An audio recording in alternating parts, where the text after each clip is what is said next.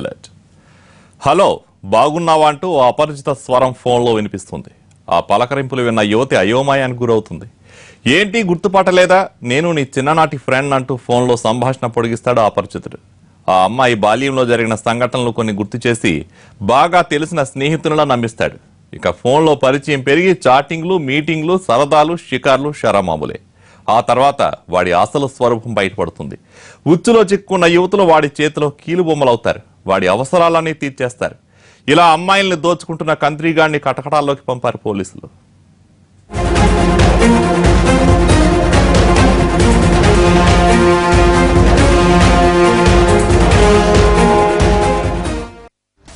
వీడే ఆ మాయలుడు. స్నేహం ముసుగులో అమ్మాయిల్ని వంచే కంత్రీగాడు. పేరు కసాడి వంశీకృష్ణ. నివాసం జగిత్యాల జిల్లా బుగ్గారం మండలం సిరికొండ గ్రామం. చదివింది ఇంటర్కు తక్కువే, కానీ మల్టీమీడియా ఫ్యాషన్ డిజైనింగ్ అని గొప్పలు చెబుతుంటాడు. జగిత్యాలలో 9వ తరగతి, కరీంనగర్లో 10th, వరంగల్లో ఇంటర్ పూర్తి చేసి మల్టీమీడియా ఫ్యాషన్ డిజైనింగ్ కోర్సులు చదివినట్టు విచారణలో వెల్లడించాడు. ఇదంతా నిజమో కాదో తేలాల్సి ఉంది. అయితే ఫోటోలు మాఫ్ చేయడంలో తిట్ట. ఆ టాలెంట్ ను అడ్డం పెట్టుకుని అమ్మాయిలకు వలవేశాడు.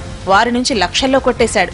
తన ఉచ్చులో చిక్కుకున్న అమ్మాయిల్ని కీలుబొమ్మల్లా ఆడిస్తూ వారి సొంతింట్లోని దొంగతనాలను ప్రోత్సహించాడంటే వీడెంత కేటుగాడో అర్థం చేసుకోవచ్చు.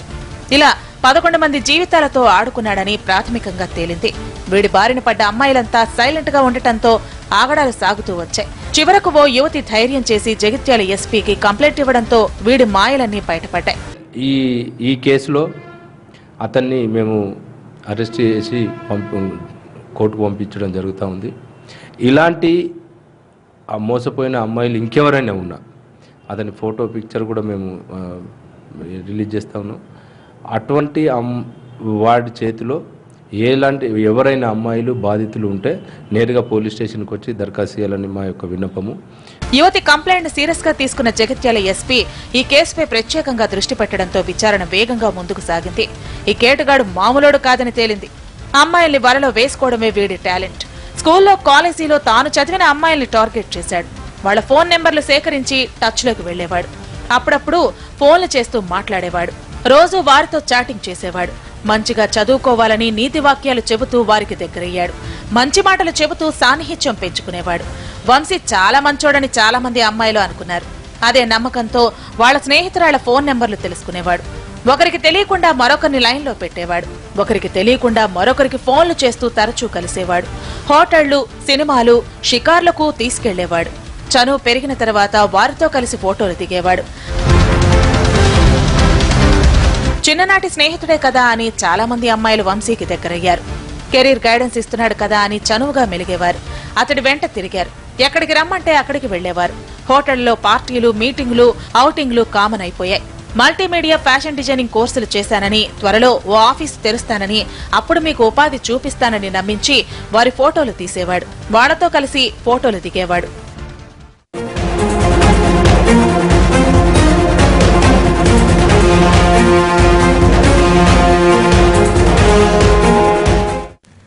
స్నేహం చేయడం, షికార్లకు తీసుకెళ్లడం, ఫోటోలు తీయడం, ఇవన్నీ వాడి చీటింగ్ ఎపిసోడ్ ఫస్ట్ హాఫ్ మాత్రమే.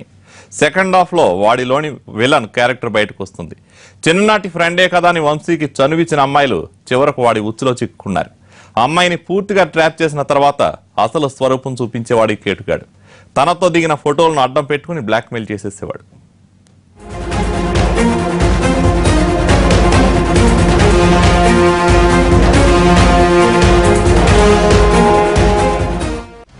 రోజు బుద్ధిమంతుళ్లా నీతులు చెప్పే Vamsi one fine morning plate పెరాయించేవాడు. తన నిజస్వరూపాన్ని బయట పెట్టేవాడు. అమ్మాయిలు తనతో దిగిన ఫోటోలను అసభ్యకరంగా మార్ఫ్ చేసి వాటితో ఓ ఆట ఆడుకునేవాడు. ఆ ఫోటోలను అమ్మాయిలకు పంపించి బ్లాక్మెయిల్ చేసేవాడు. ఇప్పటి నుంచి తాను చెప్పినట్టు వినకపోతే ఈ ఫోటోలు ఫేస్బుక్ లో పెడతానని, మీ కుటుంబ సభ్యులకు ఫార్వర్డ్ చేస్తానని బెదిరించేవాడు. అప్పటికే అతడు ఉచ్చులో చిక్కుకున్న అమ్మాయిలు ఈ వ్యవహారం నుంచి ఎలా బయటపడాలో తెలియక మానసికంగా కుంగిపోయేవారు. పరువు పోతుందన్న భయంతో వంశీ చెప్పినట్టు నడుచుకునేవారు ఆ యువతులు. తిరిగినప్పుడు వీళ్ళిద్దరు ఫోటోలు దిగడం, తర్వాత కొంత ఇంటిమేసీ డెవలప్ అవుతుంది కాబట్టి స్లోగా ఇదవగానే ఒక పాయింట్లో ఆ అమ్మాయి పిక్చర్స్ అన్నింటినీ మార్ఫింగ్ చేశాడు. చేసి కొన్ని అప్సీని పెట్టి ఆ అమ్మాయికి చూపెట్టి సెల్ ఫోన్లో మరి అన్నీ నేను బయట పెడతానని స్టార్టెడ్ ఎక్స్టార్టింగ్ హర్.